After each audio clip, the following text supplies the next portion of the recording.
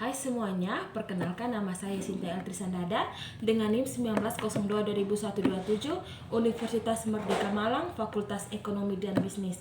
Di sini saya akan menjelaskan tentang materi manajemen rantai pasok. Untuk materi yang pertama ada e-commerce. Apa sih e-commerce itu? E-commerce atau perdagangan elektronik adalah kegiatan jual beli barang atau jasa yang dilakukan melalui jaringan elektronik yang biasa disebut dengan internet. Namun kini e-commerce telah mengalami berbagai perkembangan, mulai dari fungsi sampai jenis-jenis e-commerce. Ada 7 jenis dasar e-commerce. Yang pertama ada business to business, yaitu kegiatan jual beli barang atau jasa yang dilakukan oleh perusahaan satu ke perusahaan yang lainnya. Kemudian ada business to consumer, adalah kegiatan jual beli barang yang dilakukan oleh perusahaan kepada konsumen. Yang ketiga ada consumer to consumer, adalah jenis e-commerce yang meliputi semua transaksi elektronik barang atau jasa antar konsumen. Umumnya, transaksi ini dilakukan melalui pihak ketiga yang menyediakan platform online untuk melakukan transaksi tersebut. Contoh dari platform online yaitu Tokopedia, Bukalapak, Shopee, dan sebagainya. Kemudian ada consumer to business, adalah transaksi jual beli produk atau jasa dilakukan dari konsumen kepada perusahaan. Yang kelima ada business to government, adalah jenis e-commerce yang mencakup semua jenis transaksi yang dilakukan oleh perusahaan kepada lembaga pemerintahan. Kemudian yang keenam ada consumer to government, adalah semua transaksi e-commerce yang dilakukan oleh individu kepada lembaga pemerintahan. Yang ketujuh ada online to offline, adalah jenis e-commerce yang menarik pelanggan dari saluran online ke offline. Contohnya seperti Grab, Gojek dan sebagainya. Adapun kelebihan dari e-commerce yaitu produk dan pelayanannya bervariasi, mempersingkat rantai distribusi, pembayaran lebih mudah, peningkatan kualitas layanan, brand lebih dekat dengan konsumen, dan yang terakhir ada efisiensi biaya. Selain dari kelebihan e-commerce juga memiliki kekurangan. Di antaranya ialah ketergantungan yang sangat kuat terhadap teknologi komunikasi dan informasi.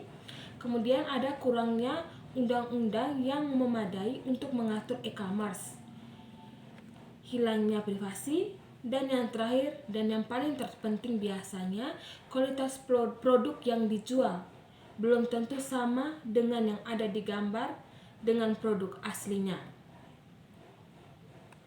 Untuk materi selanjutnya ada strategi of supply chain and operation. Di dalam strategi of supply chain and operation ada namanya elemen bisnis.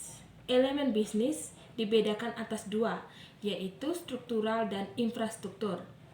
Struktural biasanya sangat sulit untuk diubah, misalnya bangunan, peralatan, sistem komputer, aset modal, dan sebagainya. Sedangkan untuk infrastruktur relatifnya mudah untuk diubah, seperti kebijakan, aturan keputusan, struktur organisasi, dan sebagainya. Selanjutnya kita masuk ke definisi. Di bagian definisi ada namanya strategi bisnis. Strategi bisnis adalah rencana induk jangka panjang bagi perusahaan untuk menetapkan arah dan tujuannya. Kemudian ada strategi fungsional, adalah mengembangkan lebih lanjut strategi bisnis di segmen bisnis yang dimana harus diselaraskan dan dikoordinasikan oleh perusahaan. Yang ketiga ada kompetensi inti, yaitu kekuatan organisasi yang memberikan fokus dan landasan bagi strategi perusahaan. Selanjutnya kita masuk ke strategi fungsional. Di dalam strategi fungsional, perusahaan harus mampu menerjemahkan strategi bisnis ke dalam istilah fungsional, kemudian memastikan koordinasi dengan yang lain di daerah atau di tempat-tempat lain. Kemudian yang paling terakhir memberikan arahan dan panduan untuk operasi dan keputusan rantai pasokan. Selanjutnya ada interaksi kunci. Di dalam rantai pasokan dan operasi ada namanya yang pertama, penganggaran. Di dalam penganggaran itu biasanya berisi keuangan, analisis, dan dana. Kemudian ada MIS, itu seperti bagaimana dan atau apa solusi teknologi informasi untuk membuat semuanya bekerja sama. Kemudian ada namanya keterampilan, ini berkaitan dengan sumber daya seperti sumber daya manusia dan sebagainya. Kemudian ada namanya pemasaran. Itu biasanya kita memikirkan produk apa yang akan kita buat, ukurannya bagaimana, biayanya bagaimana, kualitasnya seperti apa, dan bagaimana proses pengirimannya. Yang selanjutnya ada sistem pengukuran. Biasanya menggunakan kinerja akuntansi. Dan yang paling terakhir ada namanya desain. Desain ini biasanya berisi keberlanjutan dari pemasaran. Untuk materi selanjutnya ada namanya manajemen pengukuran kinerja rantai pasok. Pengukuran kinerja supply chain. Salah satu aspek fundamental dalam supply chain management adalah manajemen kinerja dan perbaikan secara berkelanjutan. Untuk menciptakan manajemen kinerja yang efektif, diperlukan sistem pengukuran yang mampu mengevaluasi kinerja supply chain secara holistik. Adapun manfaat pengukuran kinerja supply chain, yang pertama untuk melakukan monitoring dan pengendalian, yang kedua mengkomunikasikan tujuan organisasi ke fungsi-fungsi pada supply chain, yang ketiga mengetahui di mana posisi suatu organisasi relatif terhadap pesaing, yang keempat menentukan arah perbaikan untuk menciptakan keunggulan bersaing. Selanjutnya ada model pengukuran kinerja supply chain. Kinerja aktivitas diukur dalam 7 dimensi, yaitu yang pertama adanya biaya, yaitu biaya yang timbul dalam suatu aktivitas. Yang kedua waktu, yaitu waktu yang diperlukan untuk mengerjakan suatu aktivitas. Yang ketiga ada kapasitas, yaitu seberapa banyak volume pekerjaan. Yang keempat ada produktivitas, yaitu mengukur sejauh mana sumber daya secara efektif digunakan untuk merubah input menjadi output. Yang kelima ada kapabilitas, yaitu kemampuan agregat suatu supply chain untuk melakukan suatu aktivitas, meliputi reliabilitas, ketersediaan, fleksibilitas. Yang keenam ada utilisasi, yaitu pemakaian sumber daya dalam supply chain. Yang terakhir ada outcome, yaitu hasil dari suatu proses atau aktivitas. Selanjutnya kita masuk ke artikel. Judul artikelnya itu kekuatan manajemen hubungan pelanggan dalam meningkatkan kualitas produk dan kepuasan pelanggan. Dalam lingkungan bisnis yang kompetitif saat ini, perusahaan manufaktur telah mengidentifikasi kebutuhan untuk menjadi lebih berorientasi pada pelanggan dalam manajemen rantai pasokan mereka. Menurut Ganesan dan Harrison, supply chain management melibatkan kegiatan pengadaan bahan, transformasi bahan-bahan tersebut menjadi produk antara dan produk jadi, dan distribusi produk jadi tersebut kepada pelanggan. Christopher mendefinisikan SCM sebagai manajemen hubungan hulu dan hilir dengan pemasok dan pelanggan untuk memberikan nilai pelanggan yang unggul dengan biaya yang lebih rendah ke rantai pasokan secara keseluruhan.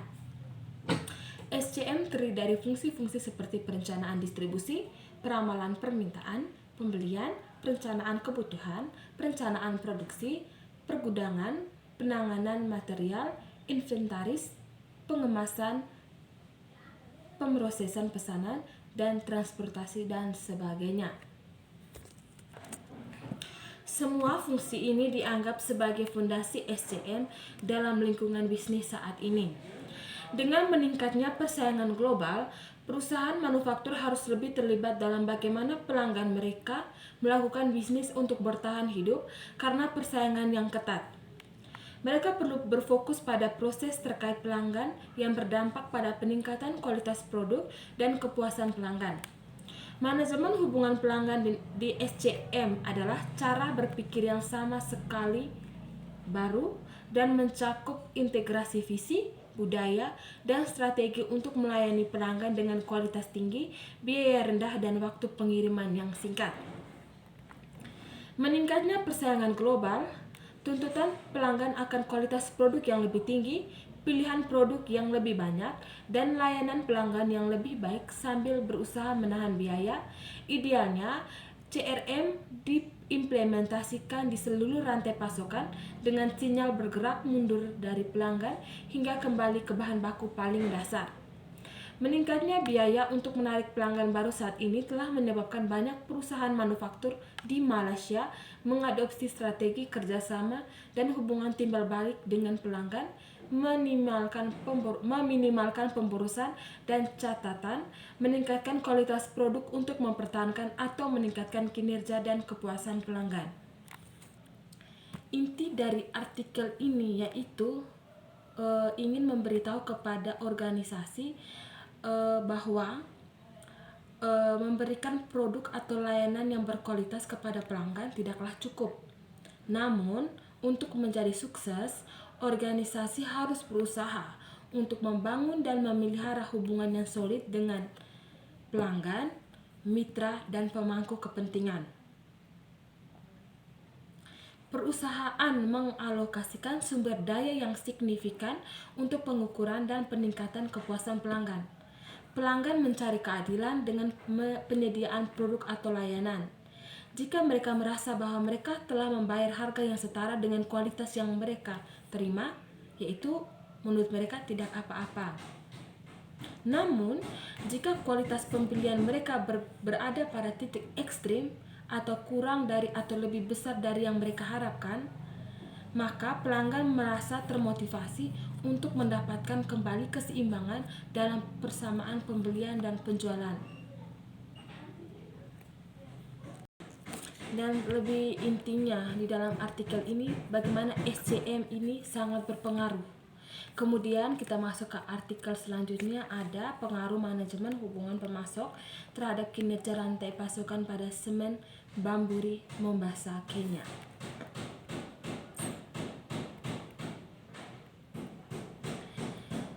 Manajemen hubungan pemasok bertindak sebagai titik fokus antara organisasi dan konsumen akhir.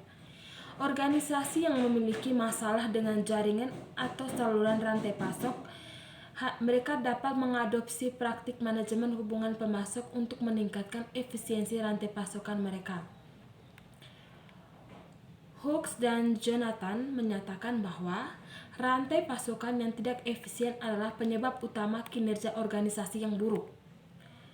Dia bersikeras bahwa organisasi dengan rantai pasokan terintegrasi mencatat keuntungan yang tinggi daripada mereka yang memberikan sedikit perhatian pada rantai pasokan.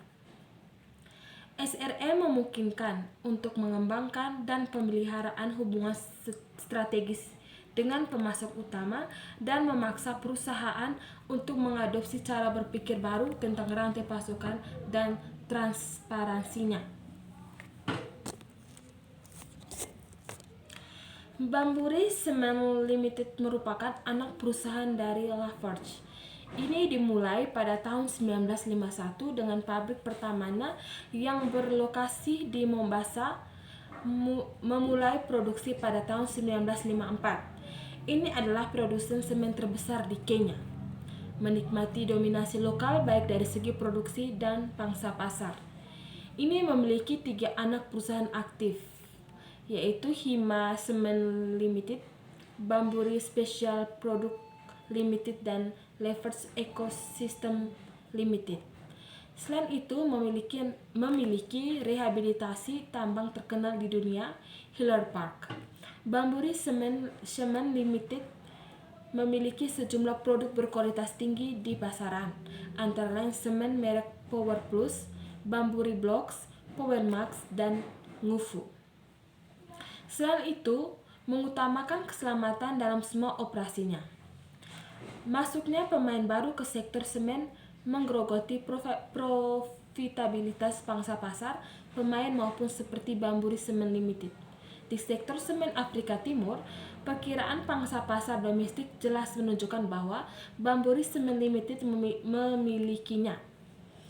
Pangsa pasarnya adalah 55% pada tahun 2005, 40,5% pada tahun 2011, dan diproyeksikan menjadi 38% pada tahun 2015. Tren ini mengkhawatirkan. Untuk bertahan dan terus menikmati dominasi lokal dalam produksi dan pangsa pasar, BCL harus mengembangkan dan merangkul teknologi baru dan strategi serta memelihara manajemen hubungan pemasok yang baik untuk menghindari masalah kualitas, keterlambatan pengiriman, penciptaan nilai, dan keunggulan kompetitif untuk meningkatkan kinerjanya.